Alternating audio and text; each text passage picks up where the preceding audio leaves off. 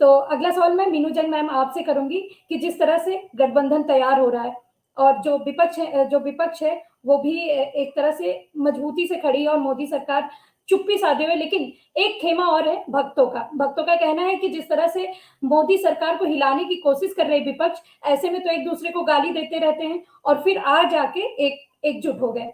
तो मोदी जी हमारे एकदम अच्छे हैं और उनको हिलाने की कोशिश विपक्ष कर रहा है और ये कभी हो नहीं पाएगा। 2024 के चुनाव मोदी ही जीतेंगे। तो इस पर क्या कहना है मैम आप?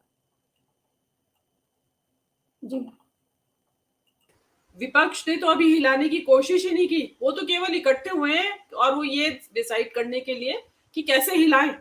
लेकिन मोदी जी उससे पहले ही हिल गए, बहुत बुरी तरह हिल रहे हैं, कांप रहे हैं। नहीं तो क्या जरूरत थी ये आपको संसद का अधिवेशन बुलाने की? क्या जरूरत थी एक देश एक चुनाव कराने की? और उसमें राष्ट्रपति को उतार लिया, पूर्व राष्ट्रपति को। आई थिंक इस देश के इतिहास में ये पहली बार है कि देश का पूर्व राष्ट्रपति किसी राजनीतिक मसले के लिए का निर्धारण करने वाली किसी कमेटी का अध्यक्ष बना है। अब पता नहीं कोविंद साहब ने क्यों ये एक्सेप्ट कर लिया है। मुझे तो ऐसा लगता है कि खड़गे की प्रेजेंस से डर गए हैं और उनकी काट में उन्होंने सामने कोविंद को खड़ा किया है। मुझे ऐसा लगता है कि कल को अगर कोई जरूरत पड़ी तो वो कोविंद को आगे कर देंगे और कोविंद मोदी के हाथ से बाहर नहीं रहेंगे। मेरा मानना ऐसा है। अभी ये बात कितनी आगे जाके प्रूव होती है या नहीं, तो मोदी जी तो कितना हिले हुए हैं, वो तो बहुत आगे तक की सोच रहे हैं। और जो अगर सत्र बुलाया गया है 15 तारीख से, तो और कोविंद जी अभी नियुक्त किए गए हैं वो समिति के अध्यक्ष जो तय करेगी। तो मेरे हिसाब से रिपोर्ट तो तैयार रखी है पहले से कि कैसे होना है, क्या होना है। उसको कोविंद जी पेश कर देंगे 10 दिन के अंदर, तैयार करके आनन फानन में उसको साइन करके, और वो 15 तारीख को संसद में पेश कर दी जाएगी। इसमें मोदी जी इस धमा चौकड़ी के चक्कर में, इस हाल बेहाली में इतने भूल रहे हैं चीजों को कि देखिए, एक राज्य का चुनाव करने के लिए तो एक एक महीना लगता है, 1 महीने तक चुनाव चलता है 4-4 फेजेस में। तो अगर पूरे देश के राज्यों में चुनाव होगा लोकसभा का और उनकी विधानसभाओं का भी होगा, तो क्या पूरे साल चलेगा चुनाव? भाई जब कहा ये दिया जाता है लॉजिक कि भाई एक तो सुरक्षा एजेंसियां नहीं है और दूसरी ईवीएम्स नहीं होती है इतनी, ठीक है, तो अब एक साथ कैसे कराया जाएगा? इतना लॉजिस्टिक और इतना जो सुरक्षा बल तब कहां से आ जाएंगे? अगर एक राज्य में 1 महीना लगता है तो मैं नहीं मानती हूँ कि एक महीने के अंदर पूरे देश में चुनाव हो सकता है। 1 साल लगेगा और 1 साल बाद रिजल्ट आएगा, क्योंकि सारे राज्य का चुनाव होने के बाद आएगा रिजल्ट। तो बैठे रहिए 1 साल तक, उसी बीच में राज्य में सरकार गिर जाए किसी, तो तब क्या होगा? उसमें चुनाव होंगे या नहीं? दोबारा चुनाव गिर सकती है ना सरकार। तो आनन फानन में मतलब चल रहा है कि कुछ भी करें ताकि हेडलाइंस को बदला जाए। इंडिया जो गठबंधन है वो हेडलाइंस में ना आए। लेकिन आज जो जैसे धनंजय जी ने बहुत ही अच्छी तरीके से सारा डिटेल उसमें बता दिया है। एक जो बात जो राहुल गांधी ने भी कही है कि 60% मतदाताओं को रिप्रेजेंट कर रहे हैं वो नेता बैठे हुए वहां पे, 11 मुख्यमंत्री हैं उनके पास, तो कोई छोटी ताकत नहीं है। मोदी जी उस चीज को भली भांति जान रहे हैं। अंधभक्तों को कहने दीजिए, मोदी जी राजनीति के बहुत बड़े खिलाड़ी हैं, ये बात तो कोई इनकार नहीं करेगा। राजनीति कैसे करते हैं वो चीज अलग है, लेकिन खिलाड़ी है वो जान रहे हैं कि इसका मतलब क्या है इन सबका एक जगह इकट्ठा होने का। और सभी जो आप धनंजय जी ने बताया कि केजरीवाल भी बड़े आज माइल्ड थे, सुन के बड़ा संतोष हुआ कि अगर केजरीवाल इसी अपने स्टैंड पे टिके रहते हैं तो बड़ा अच्छा रहेगा। और जो रही बात की 14 लोगों की कमेटी बनी है, नेता कौन है, वो नेता वेता कौन है, ये संसदीय राजनीति में नहीं होता है। ये गलत ट्रेंड सेट कर दिया है मोदी जी ने। संसदीय राजनीति में जनता अपने प्रतिनिधि चुन के भेज देती है कि भाई अब आप अपना नेता चुन लो, जो नेता चुना जाएगा वो प्रधानमंत्री। ये ऐसी राज्य में होता है, प्रतिनिधि चुन के भेज दिए जनता ने, जिसको नेता चुनेंगे वो मुख्यमंत्री। अब प्रधानमंत्री जी ने बना दिया है कि पहले बताइए मुख्यमंत्री। ये अध्यक्ष शासन प्रणाली में होता है जो अमेरिका में है, डायरेक्ट जनता चुनाव करती है, हमारे यहाँ नहीं करती है चुनाव। तो जबरन ये बात वो करते हैं जिन्होंने एंटायर पॉलिटिकल साइंस में एमए किया हुआ हो। जिन्होंने पॉलिटिकल साइंस में एमए किया है वो कहेंगे कि संसदीय प्रणाली में ऐसा नहीं होता है कि पहले से नेता बताया जाए। तो ये तो बेकार की बात है। नेता वहां बहुत है, प्रधानमंत्री बनने के लिए वहां लाइन लगी हुई है नेताओं की। INDIA में, इंडिया में एक बहुत लंबी लाइन है और और 11 मुख्यमंत्री है, तो आप अंदाजा लगा लीजिए मंत्रिमंडल भी तैयार है वहां पे, मुख्य प्रधानमंत्री और मंत्रिमंडल सब कुछ तैयार है INDIA के पास। तो ये भक्तों का, क्योंकि सब लाजवाब हो चुके हैं मोदी जी समेत, जब नेता घबराने लगा है ना, आप देखिएगा आने वाले समय में और भी बहुत कुछ अफरा तफरी में बहुत सारी चीजें ऐसी की जाएंगी। अगर पता, पूर्व राष्ट्रपति को उतार देना, और क्यों उतारा है? दलित होने की वजह से उतारा गया है उनको। खड़गे का खतरा सामने दिखाई दे रहा है मोदी जी को, तो उसकी काट के लिए उतारा गया। अब आगे देखेंगे कि किस तरीके से इस चीज को मोदी जी कैसे हैंडल करते हैं और कितना घबराते हैं, और क्या आनंद फानन में वो फैसले लेंगे। जी सुष्मिता। अगला सवाल मीनू जैन मैम आपसे मैं करूंगी कि 2024 का चुनाव भी है, गठबंधन भी साथ है और बीजेपी भी, लेकिन कुछ और भी युवा वर्ग है जो एक टूल किट लेके चलते हैं। ट्विटर पे आप देखती होंगी, उनका अलग ही, अगर आप किसी भी मुद्दे पे आप वहां पे जाके अपनी बात रखती हैं तो उनका इतना गंदा कमेंट आता है, इतने ही गंदे कमेंट आते हैं कि आप सुन भी नहीं सकते, आप उनको ब्लॉक करने के अलावा कोई ऑप्शन नहीं रखते। तो ऐसे ऐसे लोग भी हैं, और अगर उनके प्रोफाइल में देखेंगे तो उनकी एज 18 से 20 होगी या 20 से 22 होगी। तो इन लोगों के ये लोग क्या करेंगे? इन लोग को नहीं दिखता देश में क्या चल रहा है? जी मैम।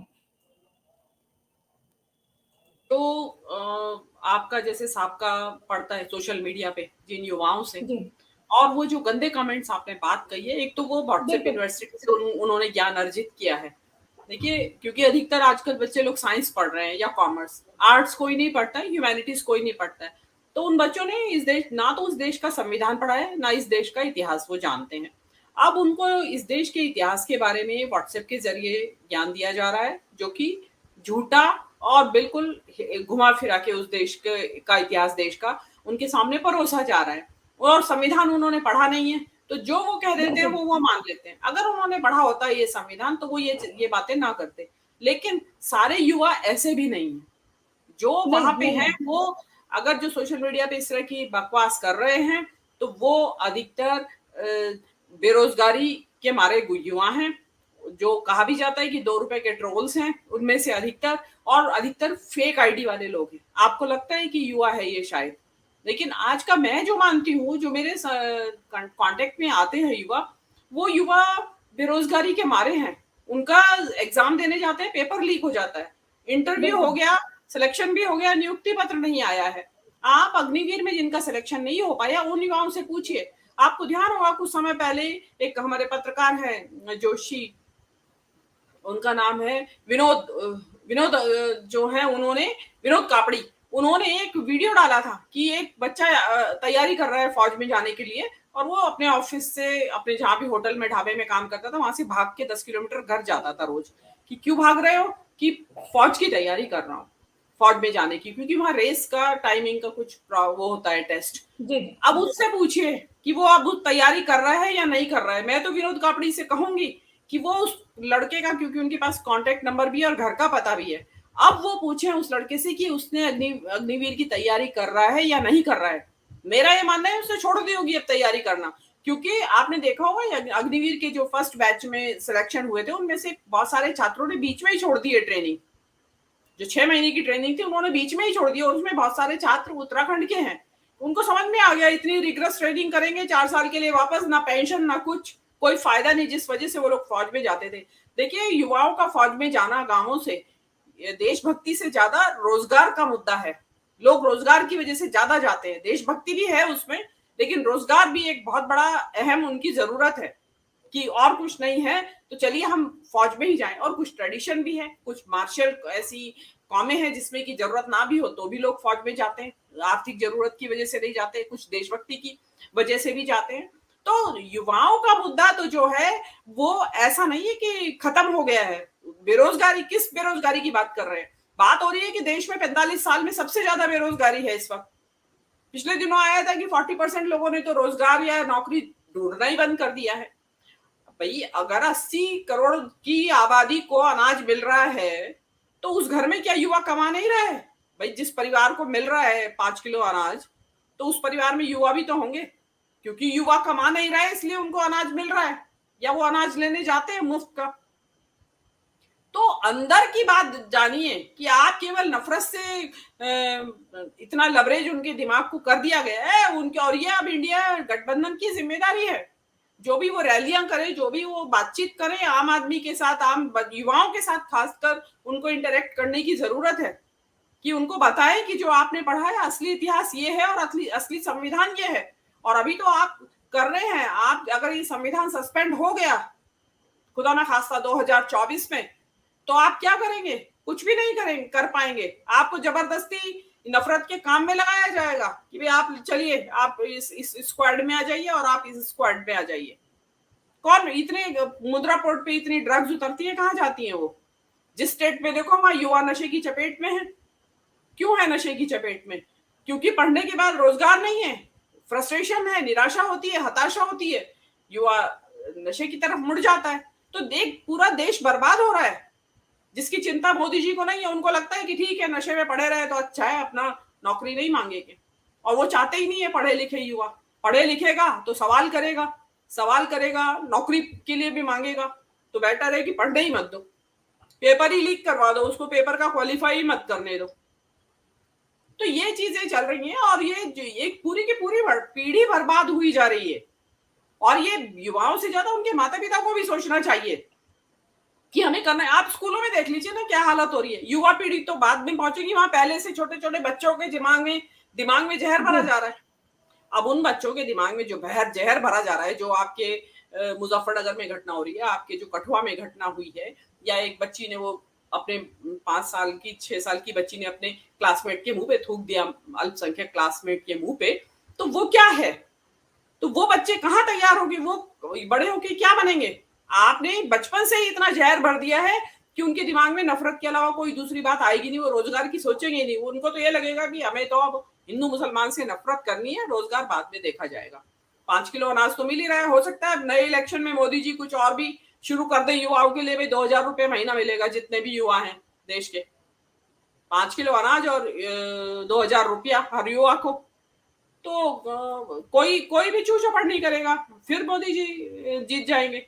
उसमें कोई दिक्कत वाली बात है नहीं। अब वो बात अलग है कि ये 5 किलो अनाज 2024 के बाद मिलेगा भी या नहीं, जो कि नहीं मिलेगा, फिजिबल नहीं है। क्योंकि उन्होंने ऑलरेडी गेहूं की जगह उसमें बाजरा सरकाने की तैयारी कर रही है कि बाजरा खाइए, मिलेट हेल्थ फूड है और ये है। तो रोज मिलेट की रोटी, रोज ज्वार की बाजरे की रोटी नहीं खाई जा सकती। हिंदुस्तानी जो पैलेट है, जो जबान है, जिह्वा है, वो गेहूं की रोटी खाने की आदी है रोज। तो उसमें आप कहाँ, और इतना महंगा सिलेंडर, उसमें मक्का की रोटी पकाएंगे, ज्वार की रोटी पकाएंगे, कितना खर्च होता है सिलेंडर में? गेहूं की रोटी पकाने में और मक्का और ज्वार की रोटी पकाने में बहुत गैस का जो कंजम्पशन है उसमें बहुत फर्क है। बहुत खर्च होती है। इतनी मोटी रोटी होती है मक्का की और ज्वार की, और आप दे रहे हैं 200 रुपए का सिलेंडर कम करके। तो उसमें कोई नहीं पकाने वाला है वो रोटियां। पूरा एक गणित है सुष्मिता ये रसोई का भी, जिसको मोदी जी तो खैर नहीं समझते हैं, बहुत सारे पुरुष नहीं समझते हैं इस देश के, वो महिलाएं ही बेहतर समझती हैं। तो महिलाओं को भी समझना चाहिए और युवाओं को भी समझना चाहिए इस देश के युवाओं को। और जरूरत है इस देश में, अगर 2024 में सरकार बदले तो इस देश में बहुत जरूरी है कि संविधान की पढ़ाई अनिवार्य कर दी जाए। मेन जो फीचर्स हैं इस संविधान के, इस देश के, वो हर, चाहे साइंस हो, चाहे कॉमर्स हो स्ट्रीम हो, चाहे आर्ट स्ट्रीम हो, सब स्टूडेंट्स को ये पास करना ही होगा। ये एक मैंडेटरी क्वेश्चन हो जाना चाहिए, तभी ये देश बच सकता है। अदरवाइज तो इस तरह के ये अपहीवल्स जो है ना, इस तरह के आते ही रहेंगे। जी सुष्मिता।